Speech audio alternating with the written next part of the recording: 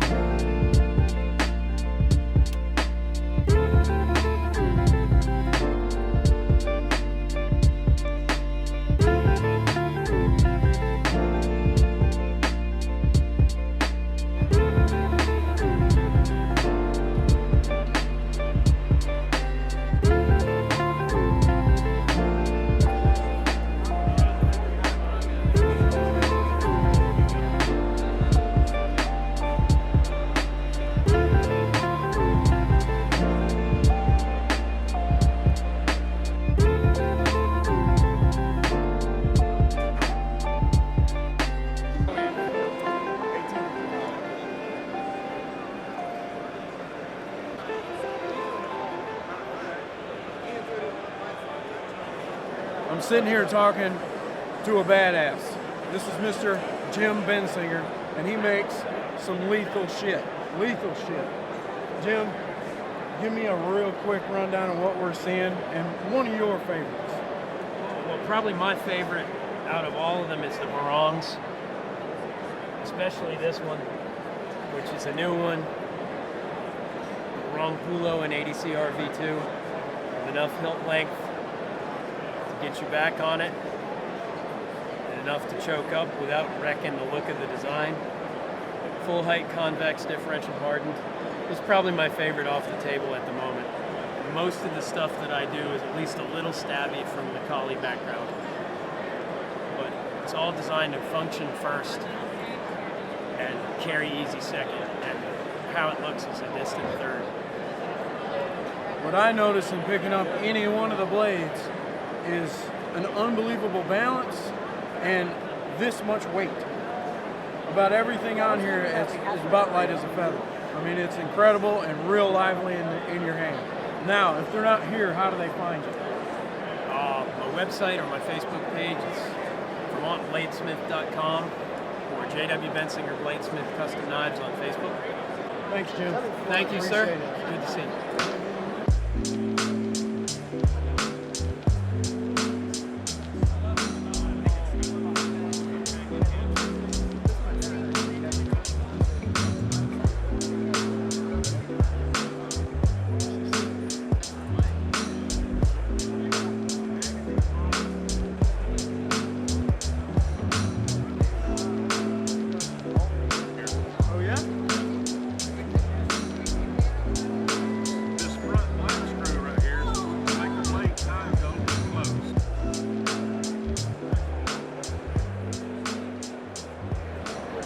Stumbled in with Battle Horse Knives, and I'm standing here with Dan, the man, and he's going to talk about a folder that they got that I really like. Yeah, it's not just a folder. This is like one of the coolest folders people have seen in a while.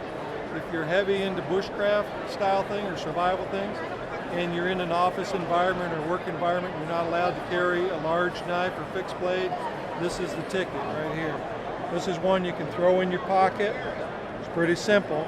One of the features of this knife is that You've got a sharpened spine here, so that's going to allow me to do my ferrocerium rods. It's going to allow me to do my scraping of my tinder. It's going to allow me to strike flint if I need to. So the benefits of this knife and how it works when the knife is closed is pretty awesome, because you can do some heavy duty scraping. You could scrape a hide with this. You can do a lot of work with it. When you're ready to use the knife, you simply take the pins out. So we'll loosen this up, pop the pins out of it. Now we've got a friction folder. Once we get the friction folder, we could use it like this, but I don't recommend it. What I recommend is that you put at least one pin back in. But if we put both pins back in this knife, now this knife becomes extremely secure. So as I'm using this knife, I can do all of the hard chore things that I want to do. I can baton this knife through wood. It'll hold up to all that abuse. These pins go completely through the steel in the center, and they protrude into the other side of the handle. So in order to break this, you would have to completely destroy this micarta, or you would have to shear these pins off. These are stainless steel pins, so I doubt like hell they're going to shear off. Well, I mean, you can tell by looking at it, that's a classic battle horse profile right there. Drop point and good Scandi grind. It's everything you know and love and want. I would suggest getting one. Like I said, I'm gonna walk out with one. Good deal, Dan. Yeah, I appreciate it. It's a pretty good knife. It is. I like it. It's solid. I mean, it's not, it doesn't feel weak. I mean, it's lightweight, of course, but it's a folder. I mean, it's solid. I don't think it's going to bust apart at all. We're going to do some testing on it later this year, and we're going to find out just what the heck kind of abuse this will take. Okay. Because we're going to hang some weight off the end of this, and we're going to see where this will fail. So I got a feeling that that's going to be up there quite a bit in weight, because I don't know of any knife. And then in the future, you'll see this with titanium scales as well. So that's even going to make it more light, more secure. So we'll see where we go with it. Definitely.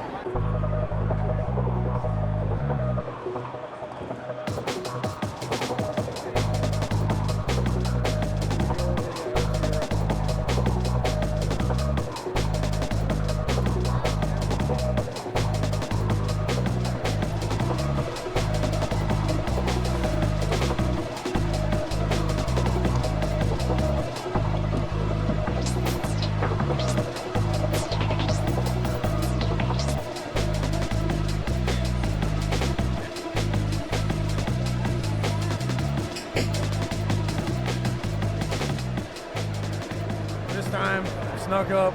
I got Dan Eastland of Dogwood Custom Knives.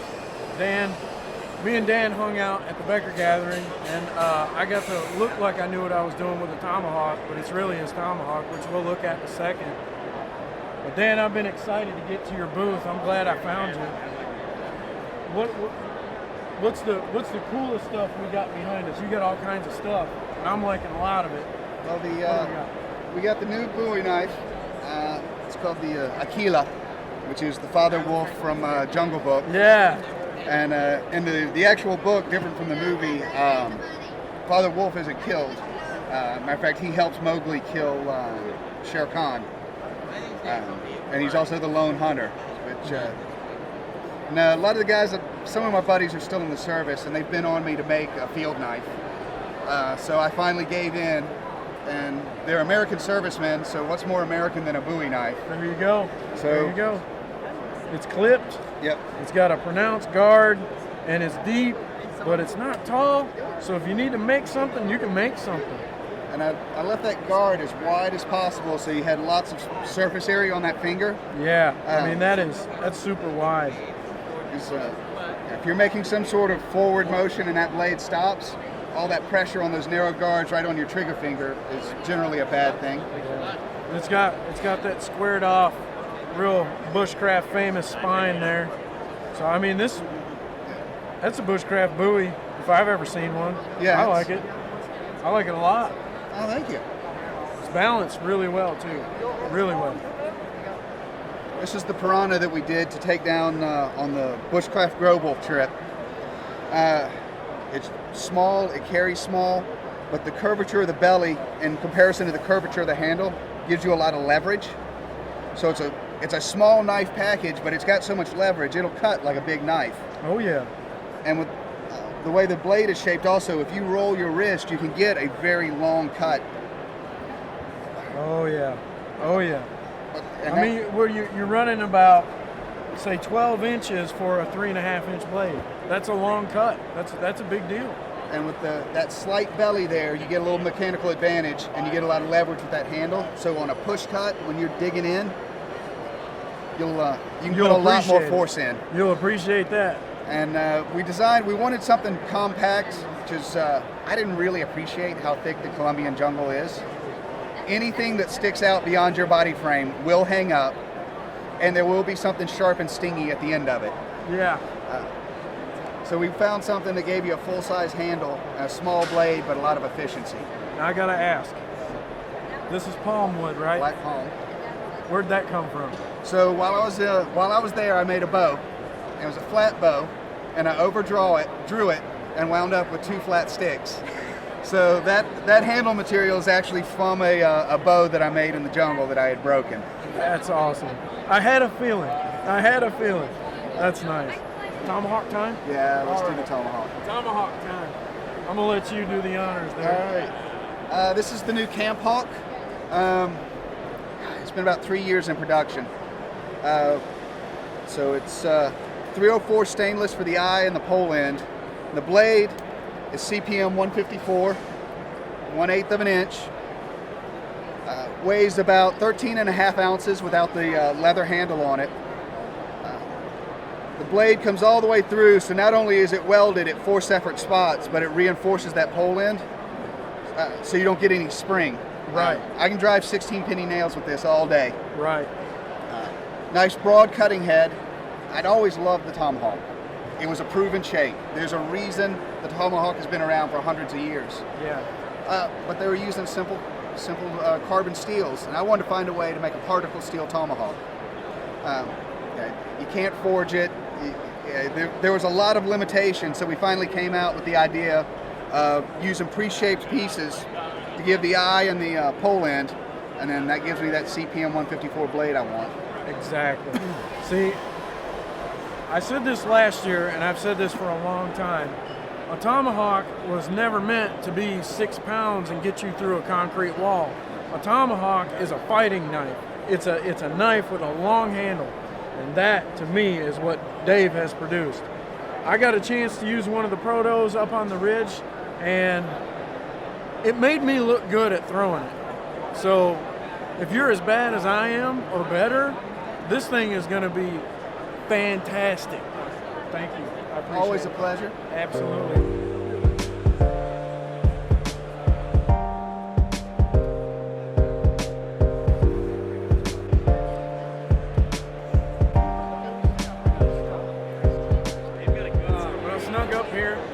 Talking to the Dylan Fletcher of Fletcher Knives, and he's got some badass stuff on the table here.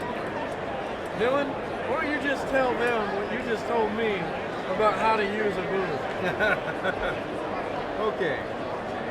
The main thing you got to keep in mind is that bowie knives were never, I'm talking fighting style bowie knives, were never designed for a whole lot other than killing somebody. And so a lot of people make the mistake of having too long of a handle.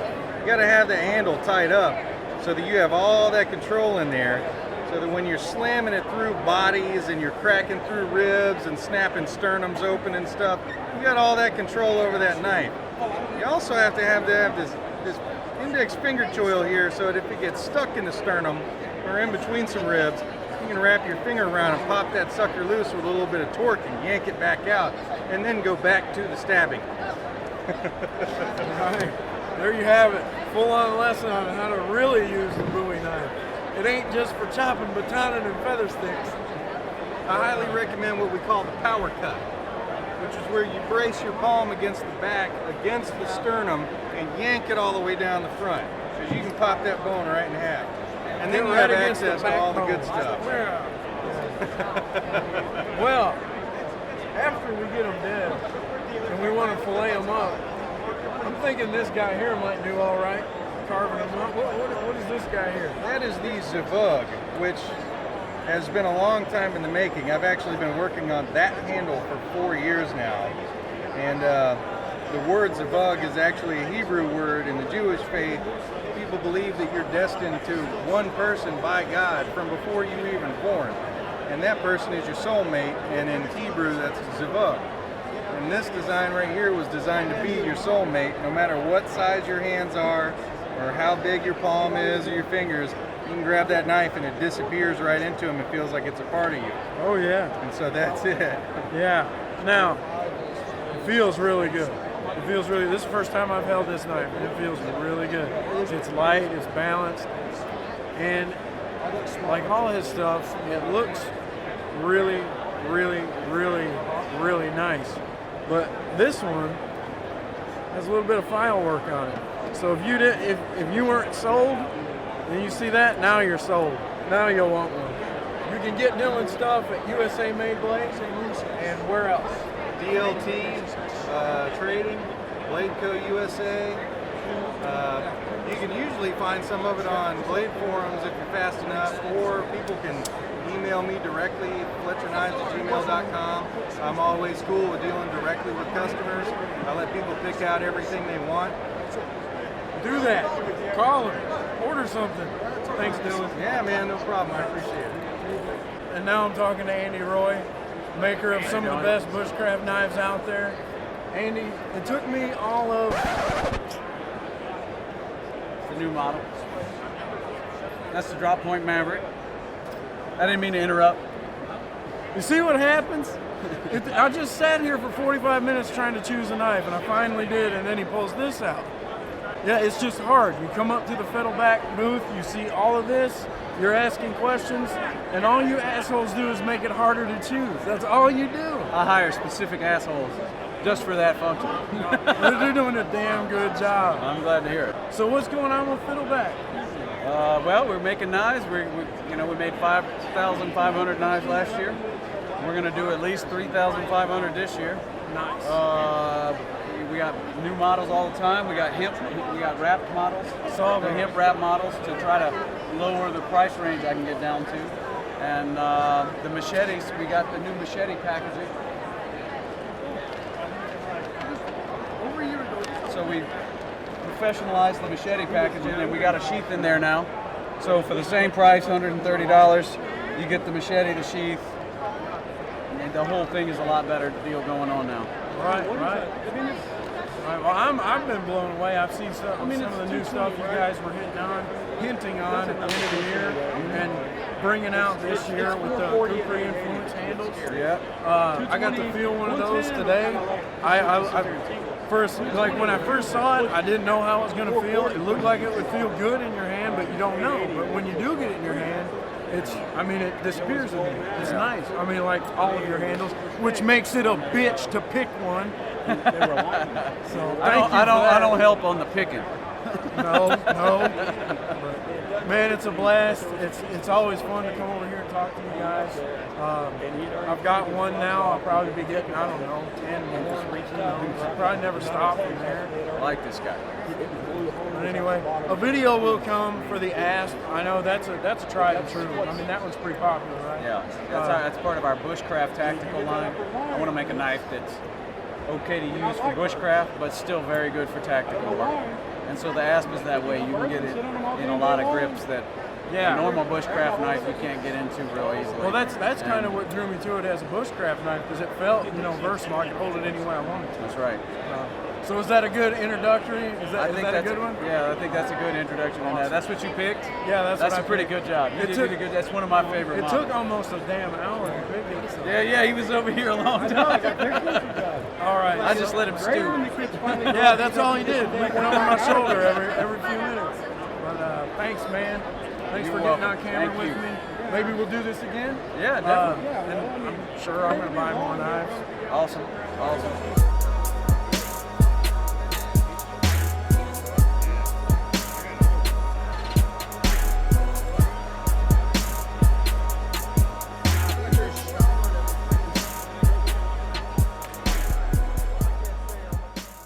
So day one was a pretty big success, I think. Got to talk to a bunch of guys that I'm friends with, to meet up with them. Stopped by a new booth, Jim Bensinger, gonna swing by his booth again today and pick something up. But the haul from yesterday is what I'm excited about. I got my first Fiddleback Forge. This is the Asp, and I got it because it was the best one out of all of them. This is a big thing. It felt the best in my hand. So, and it took me like an hour to pick that out. And from Fletcher, we got this camp knife. It's ultra light, and I'm really excited about getting that out there and beating the crap out of it, seeing what it does. I mean, this thing weighs almost nothing, and it's huge. I mean, my hand is 6 inches, and that's an 8-inch blade, and it weighs almost nothing. It's huge. And this one is awesome. This is the only folder I have, and it's the only folder that I was going to buy. This is the Battle Horse Knives new. What it is, it's like a friction folder, but it's locked in place by these pins. Day one was awesome. It was a blast. There's just so much going on. When you walk in that place, it's like, where do I go from here? Because I mean, it's everything. It's like having the internet in your living room. That's what it's like to a knife nut. It's like having the whole internet right there. I'm ready to get cleaned up, get a good night's sleep in my ballin' ass hotel room. Got me a king suite and a Sheraton. But anyway, let's wrap this up. We'll get up for day 2. Bye.